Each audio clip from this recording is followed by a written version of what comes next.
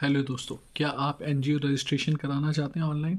But आपकी बहुत सारी क्वेरीज हैं, आप बहुत ज़्यादा कंफ्यूज्ड हैं। आपको ये लगता है कि हाँ जी, कहीं ये कम्बरसम प्रोसेस तो ना हो जाए। कई बार लोगों को ये लगता है कि हाँ जी, ऑनलाइन कैसे प्रोसेस हो सकता है एनजीओ का रजिस्ट्रेशन।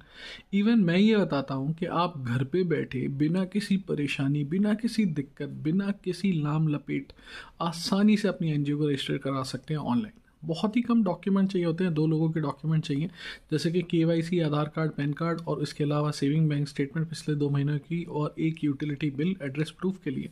और इसके अलावा अगर मैं बोलूँ तो 2 पासपोर्ट साइज़ फ़ोटोग्राफ।